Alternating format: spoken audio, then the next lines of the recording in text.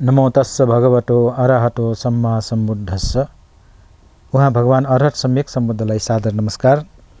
नमस्कार आदरणीय दर्शक महानुभावहरू, बुद्ध वचन सङ्ग्रही त्रिपिटक अन्तर्गत पहिलो पिटक सूत्र पिटकमा भएका 5वटा निकायहरूमध्ये चौथो निकाय जसलाई अंगुत्तर निकाय भनिन्छ र त्यसको सिलसिलेवार चर्चा गर्ने क्रममा आज हामी 148औं एपिसोडमा आइपुगेका छौँ र गएको एपिसोडमा हामीले यो अंगुत्तर निकायको डुक निपातको दोस्रो वर्ग जसलाई आचायन वग्गो भनिएको छ त्यसलाई आशिका वर्ग भनिन्छ र त्यसमा भएका 11वटा सूत्रहरूमध्ये पहिलो सूत्रको केही चर्चा गरेको थिएँ र पहिलो सूत्रमा भगवान बुद्धले भन्नुहुन्छ, भिक्षुहरू हो, श्रद्धावान भिक्षुले यदि सम्यक रूपले आशिका गर्ने हो भने यसरी आशिका गर्नुपर्छ कि म सारीपुत्र मौदगल्यायन जस्तो हुँ।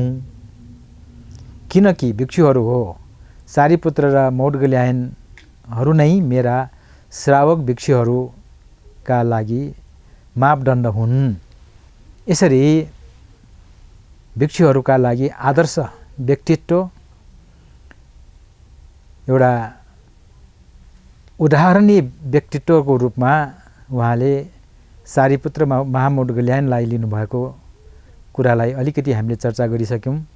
अब यसैलाई म अलिकति यहाँहरूको समय लिन चाहन्छु। उहाँहरू सारीपुत्र महामौदगल्यायन उहाँहरू को हुनुहुन्छ त भन्ने कुरा त यही अंगुत्तर निकायको एकक निपातमा एतडग्ग वग्गोमा हामीले एतडग्ग पद प्राप्त भिक्षु भिक्षुनी उपासक उपासिकाहरूको सम्बन्धमा कुरा गर्दाखेरि प्रस्तुत गरिसकेको थिएँ। तर अहिले प्रसङ्गवश यही कुरा आएको कारणले म यहाँहरूलाई छोटकरीमा बताउन चाहन्छु। भगवान बुद्धका विभिन्न शिष्यहरूमध्ये अग्रपङ्क्तिमा रहने, अगाडि रहने र अझ दायाँ बायाँ रहने भिक्षुहरू भनेर चाहिँ सारीपुत्र र महामौदगल्यायनलाई लिइन्छ। उहाँहरूलाई सर्वप्रथम भिक्षु भएर यसरी अग्र महाश्रावक भनेर दिइएको होइन। उहाँहरूको विशेषता, उहाँहरूको ज्ञान, उहाँहरूको प्रज्ञा, एकजना सारीपुत्र महास्तवीर प्रज्ञामा एतडग्ग भनेर बुद्धले पद नै दिनुभएको छ।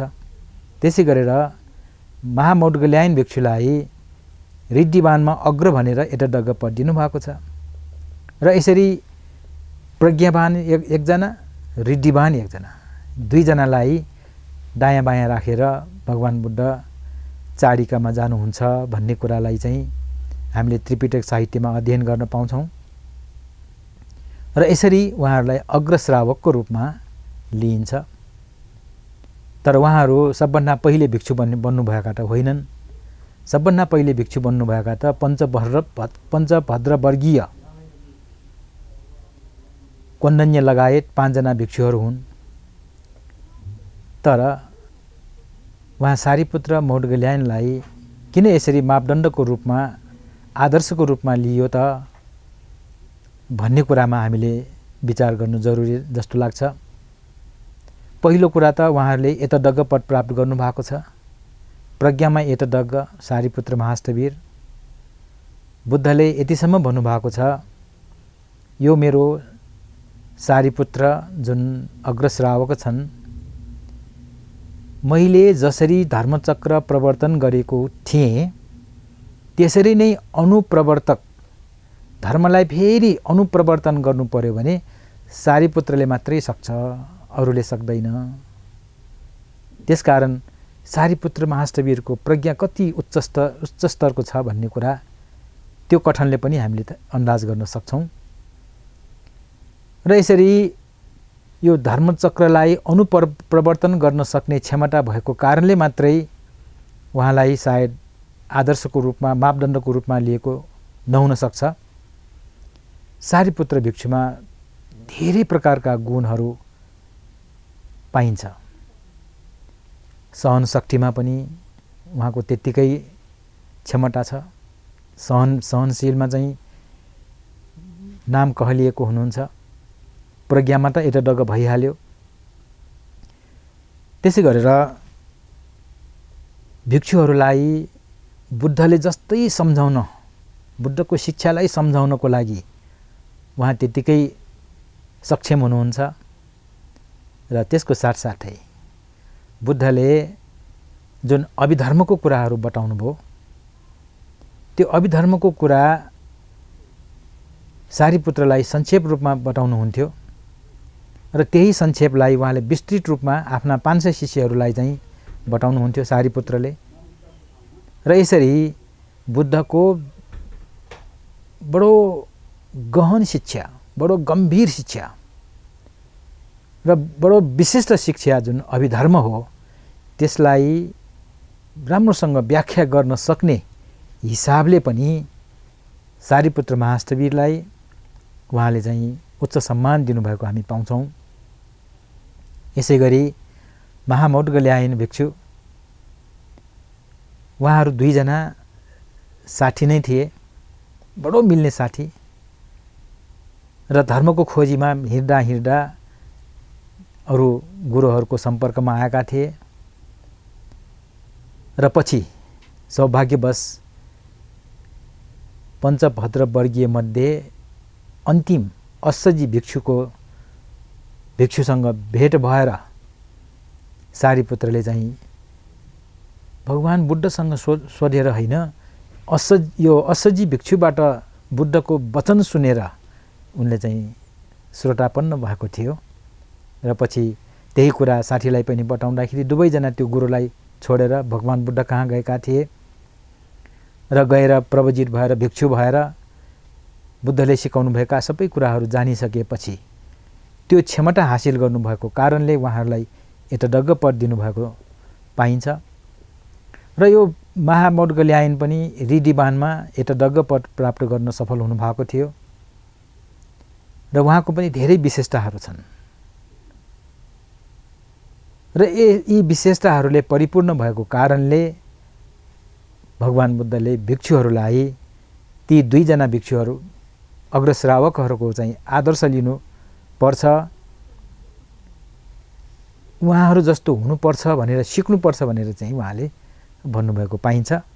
यसरी नै यही आचायन वर्ग अथवा आशिका वर्गको दोस्रो सूत्रमा बुद्धले भन्नुहुन्छ, भिक्षुहरू हो श्रद्धावती भिक्षुनीले, श्रद्धावान भिक्षुनीले यदि सम्यक रूपले आशिका गर्ने हो भने यसरी आशिका गर्नुपर्छ कि म खेमा र उत्पल वर्णा, उहाँहरू पनि 2 जना भिक्षुनीहरू खेमा र उत्पल वर्णाहरू जस्तो हौँ, किनकि भिक्षुहरू हो, खेमा र उत्पल वर्णाहरू नै मेरा श्राविका भिक्षुनीहरूका लागि मापदण्ड हुन् भनेर भिक्षुको आदर्शको लागि सारीपुत्र महामौदगल्यायनलाई अगाडि सार्नु भए जस्तै भिक्षुनीहरूका लागि खेमा र उत्पल वर्णलाई चाहिँ यसरी अगाडि सार्नुभयो। यसमा पनि कारण छन्।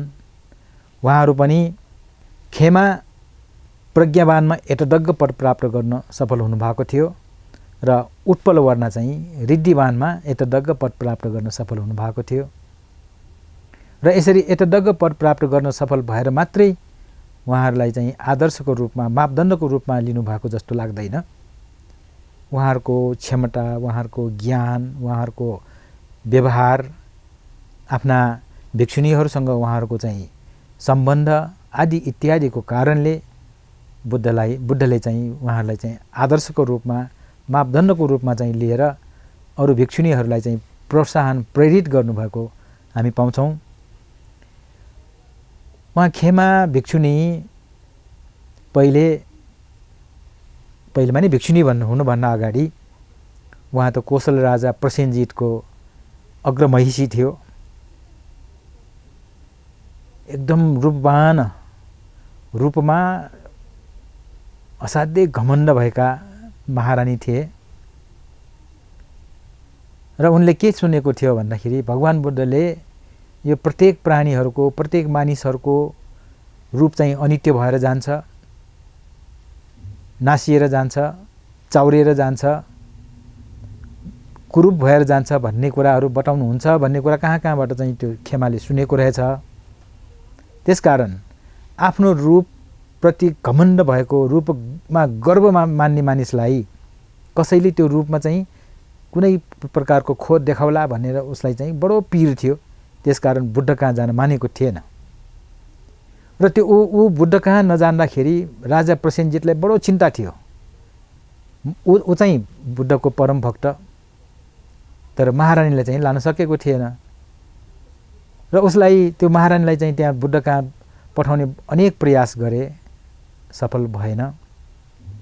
तर एकचोटि त्यो महारानीले आफ्नै राज उद्यान हैन, राजदरबारको बगैँचाको बारेमा चाहिँ एउटा प्रशंसा सुनेर त्यो उद्यान घुम्न चाहिँ इच्छा प्रकट गरे। अनि राजाले सबै प्रबन्ध मिलाएर ऊ उद्यानमा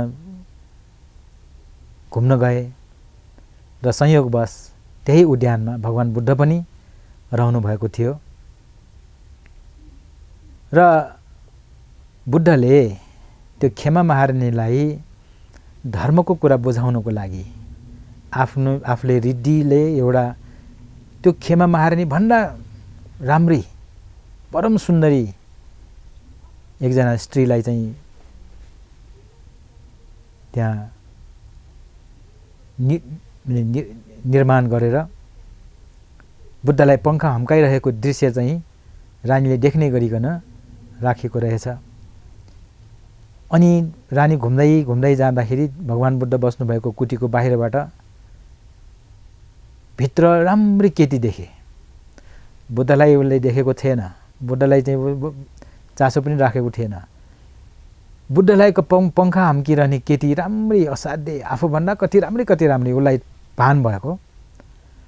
उसले त एकटकसँग हेरेर ओहो यति राम्री केटी पनि हुँदो रहेछ भनेर चाहिँ एकटकसँग हेरिराखेको। त्यो एकटकसँग हेरिराखेको त्यसको एकाग्र चित्तलाई बुद्धले थाहा पाउनु भएपछि त्यो पङ्खा हम्किने राम्री केटीलाई बिस्तारै त्यसको रूपलाई चाहिँ अनित्यतातर्फ चाहिँ ढल्काउँदै लानुभयो।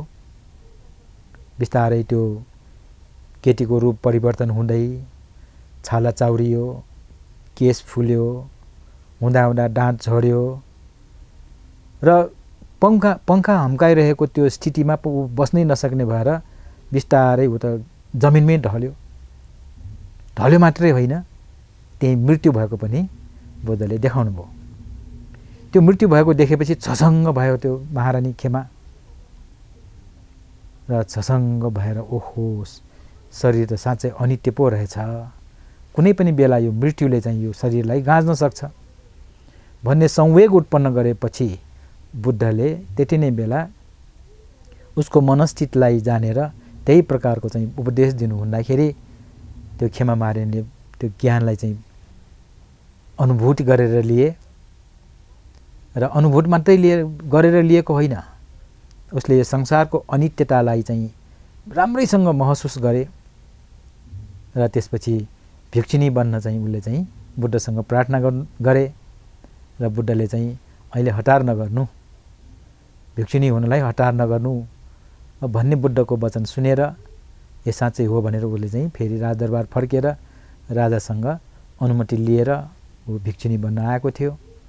र भिक्षुनी बनेर विपश्यना ध्यानलाई चाहिँ राम्रोसँग अभ्यास गरेर र बुद्धले जति पनि यो अनित्य दुःख अनात्मको कुराहरू सिकाउनु भएको थियो त्यो सबै कुरा राम्ररी जानी लिइसकेको कारणले र त्यसमा धेरै कुराहरू बुद्धले परीक्षण गरिसकेपछि उसले ऊ पनि प्रज्ञावान होछ भन्ने ठाने बुद्धले लागेपछि उसलाई प्रज्ञावानमा एटडग्ग पद दिनु भएको थियो। र यसै गरेर उत्पलवर्णको घटना पनि रोचक छ। असाध्यै सुन्दरी, सबैले बिहे गर्न खोज्ने राजकुमारहरूले पनि श्रेष्ठी सेठहरूले पनि बाउ चाहिँलाई चाहिँ बडो चिन्ता लाग्यो। ल एक्लै छोरी छ, अब कसलाई मात्रै दिउँ, एकजनालाई दिउँ अर्को रिसाउने, अर्कोलाई दिउँ अर्को रिसाउने, उसलाई त धर्म सङ्कट भयो। होइन अब यसलाई कसैलाई पनि विवाह नगरिकन भिक्षुनी बन्यो भने चाहिँ यो समस्याबाट चाहिँ समाधान हुन्छ भन्ने सोचेर छोरीलाई चाहिँ सोध्छ, छोरी यस्तो समस्या छ, तिमीलाई बिहे गर्न धेरै प्रस्तावहरू आएको छ। धेरै धेरै ठुल्ठुला राजा महाराजाको पनि प्रस्ताव छ, धेरै ठुल्ठुला सेठ महासेठहरूको पनि प्रस्ताव छ। अब एकजनालाई दिएपछि अर्कोलाई नपाउँदाखेरि यहाँ त केही पनि अप्रिय घटना हुनसक्छ। यसकारण मैले सोचेँ कि तिमी भिक्षुनी बन्यो भने चाहिँ कसैले पनि दाबी गर्न सक्दैन, कुनै प्रकारको पनि यहाँ दण्ड हुन सक्दैन। भनेपछि छोरी चाहिँ पनि एकदम खुसी भएर हुन्छु भनेर चाहिँ भिक्षुनी हुन गयो र भिक्षुनी भएर ध्यानको अभ्यास गर्दै यता समर्थ ध्यान पनि अभ्यास गर्यो, उता विपස්සना पनि अभ्यास गर्यो र विपස්සनाले चाहिँ अर्हत हुन सफल भयो भने समर्थ ध्यानको कारणले ऊ ऋद्धिवानमा चाहिँ एतडग्ग पद प्राप्त गर्न सफल हो। र यसरी दुईजनाको आदर्शमय जीवनीको आधारमा बुद्धले भिक्षुनीहरूलाई चाहिँ प्रेरित गरेर चाहिँ यो वचन भन्नुभयो कि कसैले सम्यक रूपले आशिका गर्ने हो भने, सही रूपमा आशिका गर्ने प्रार्थना गर्ने हो भने खेमा र उत्पल वर्णा जस्तो हुन सकौँ भनेर चाहिँ आशिका गर्नुपर्छ भनेर यसरी चाहिँ प्रेरित गर्नुभएको यो दोस्रो सूत्रमा पाइन्छ। यसै गरी यो आदर्श लिने मापदण्ड दिने क्रममा उपासक उपासिकाहरूको पनि उहाँले चाहिँ दिनुभएको छ र तेस्रो सूत्रमा यही आउँछ, भिक्षुहरू हो कोही श्रद्धावान उपासकले यदि सम्यक रूपले आशिका गर्ने हो भने यसरी आशिका गर्नुपर्छ कि म चित्रगृहपति र हस्तका आलौकहरू जस्तो हुँ भनेर आशिका गर्नुपर्छ। किनकि भिक्षुहरू हो चित्रगृहपति र हस्तका आलौकहरू नै मेरा श्रावक उपासकहरूका लागि मापदण्ड हुन्। यसरी उपासकहरूका लागि पनि यसरी आदर्श व्यक्तित्वको उपमा दिनुभएको छ र यसरी उपासकहरूको यो आदर्श लिनु योग्य मापदण्डको हिसाब कुन हिसाबले भन्नुभयो त भन्नेतिर पनि हामीले ध्यान दिनु जरुरी छ। चित्रगृहपति भनेको यो धर्म कठिकमा एतडग्ग पद प्राप्त उपासक हुन्। आदरणीय दर्शक महानुभावहरू, यहाँले लाग्न सक्छ धर्म देशना दिने भनेको भिक्षु भिक्षुणीहरूको मात्रै काम हो जस्तो लाग्न सक्छ, तर त्यसो होइन रहेछ। बुद्धकै समयमा पनि भिक्षु भिक्षुणीहरूका अलावा उपासक उपासिकाहरूले पनि धर्म देशना गर्ने चलन रहेछ र यसरी धर्म देशना गर्ने क्रममा श्रोताहरूलाई चाहिँ प्रभावित हुने किसिमबाट, श्रोताहरूको मन भित्रसम्म छुने किसिमबाट बुद्धका अनुपम शिक्षाहरू प्रसार गर्न सक्ने, सञ्चार गर्न सक्ने त्यस्ता उपासक उपासिकाहरू पनि रहेछ र त्यही क्रममा यो चित्रगृहपतिलाई धर्म कठिकमा चाहिँ एतडग्ग पद दिनुभएको पाइन्छ र त्यसै गरी हस्तका आलवक उनलाई चाहिँ सङ्ग्रहनीय वस्तुहरूद्वारा सङ्ग्रह गर्नमा अग्र भनेर चाहिँ एतडग्ग पद दिनुभएको पाइन्छ। सङ्ग्रह भने आफ्नो मानिसहरूलाई चाहिँ आफूसँग राख्ने, सङ्ग्रह गर्ने, आफूले भनेको जस्तो अनुसारको सघाउने काम गर्ने त्यस्तो किसिमको समूहलाई चाहिँ आफूसँग बाँडिराख्न सक्ने, आफूसँग चाहिँ सान्निध्य आफू सँगसँगै राख्न सक्ने, त्यो भनेको सबैले सक्दैन। र त्यसमाथि पनि यो बौद्ध उपासक बुद्धको शिक्षालाई अँगालेर उपासक बनेका यो हस्तका आलवक उसले बडो सम्यक रूपमा, बडो धार्मिकपूर्वक 500 जना परिषदलाई चाहिँ आफूमा समाहित गरेर राखेको छ, सङ्ग्रह गरेर राखेको छ। अनि त्यही कुरालाई चाहिँ लिएर भगवान बुद्धले एकचोटि त्यो हस्तका आलवकलाई सोध्नु भएको थियो, तिमीसँग त्यस्तो 500 परिषदहरू छन्, सबैलाई एक ढिक्का गरेर चाहिँ राख्न सकेको कारण के हो त भन्दाखेरि उसले चाहिँ त्यसको चाहिँ रहस्य खोलेको थियो। भगवान शास्ता उनीहरूलाई चाहिएको बखतमा चाहिएको चिज दिएर मैले चाहिँ सहयोग गर्छु। जे चाहिन्छ, धनले सक्छ, जनले सक्छ, विचारले सक्छ, कुन आवश्यक हो त्यसरी मैले चाहिँ दिएर संग्रह गर्छु। त्यसै गरी उनलाई सहयोग गरेर सहयोग गर्छु भने सङ्ग्रह गर्छु। र सबभन्दा महत्त्वपूर्ण कुरा भनेको कसैप्रति कुनै भेदभाव म राख्दिनँ, समानताको व्यवहार गर्छु। र यसरी विभिन्न प्रकारको आफूले पनि गरेको कारणले उनीहरू पनि म प्रति त्यत्तिकै विश्वासी छन्, त्यत्तिकै मैले भनेको कुरा मान्छन् भन्ने कुरा बताउनु भएपछि भगवान बुद्धले साधुकार दिनु हुँदै मेरो उपासकहरूमध्ये यसरी सङ्ग्रह गर्नमा चाहिँ अग्र छ भनेर उनलाई चाहिँ यो पदवी दिनुभएको हो। र यसरी यी दुईजनालाई पनि उपासकहरूको लागि आदर्श व्यक्तित्व र मापदण्डको रूपमा चाहिँ भन्नुभएको हामी पाउँछौँ। यसै गरी आदरणीय दर्शक महानुभावहरू, उपासकहरू जस्तै उपासिकाहरूलाई पनि यसरी मापदण्डको रूपमा लिनुभएको पाइन्छ। चौथो सूत्रमा उहाँले भन्नुहुन्छ, भिक्षुहरू हो श्रद्धावती उपासिकाले यदि सम्यक रूपले आशिका गर्ने हो भने यसरी आशिका गर्नुपर्छ कि म खुजुत्तरा र वेलुकण्ड नन्द माटाहरू जस्तै हुँ। किनकि भिक्षुहरू हो खुजुत्तरा र वेलुकण्ड नन्द माटाहरू नै मेरा श्राविका उपासिकाहरूका लागि मापदण्ड हुन्। अब ती दुईजना उपासिकाहरू किन मापदण्ड हुन् त, के कारणले हुन् त, त्यो कुरा पनि हामीले जानौँ। खुजुत्तरा वास्तवमा त्यो एउटी दासी केटी हो, महारानी कहाँ सेवा गर्ने। तर उनले बुद्धको उपदेश सुनेर, बुद्धको शिक्षालाई सुनेर त्यो कुरा गएर महारानीलाई बताउँदाखेरि महारानी बडो प्रसन्न भएको थियो। र प्रसन्न मात्रै भएको होइन, तिमीले सधैँ बुद्धको शिक्षा सुनेर मलाई भन्न आऊ भनेर त्यो जिम्मा पनि दिएको थियो र दासत्वबाट मुक्त पनि गरेको थियो। र यसरी महारानीको सहयोग पाएपछि उनले सधैँ बुद्ध कहाँ गएर धर्मदेशना सुन्थ्यो। आफूले पनि बुझेको त बुझेकै भयो, बुझेअनुसारले महारानीलाई पनि सुनाउने गर्थ्यो। र यसरी सुनाउने क्रममा उसले धेरै प्रकारका ज्ञानहरू हासिल गरे र त्यो हासिल गरेको ज्ञान अनुसारले बुद्धले उनलाई बहुश्रुत उपासिकाहरूमध्ये अग्र भनेर एतडग्ग पद दिनुभएको थियो। बहुश्रुत माने धेरै प्रकारको ज्ञान भएको, बहु माने धेरै, श्रुत माने सुनेको। ज्ञान भनेको त सुनेर अथवा पढेर अथवा कसैले बताएर मात्रै थाहा हुन्छ।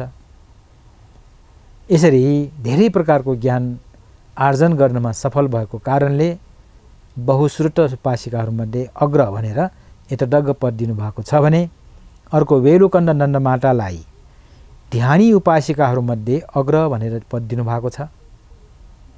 अब बुद्धले ध्यान सिकाउनुहुन्छ, ध्यान सबै बस्छन्, भिक्षु भिक्षुनी उपासक उपासिकाहरू सबै बस्छन्।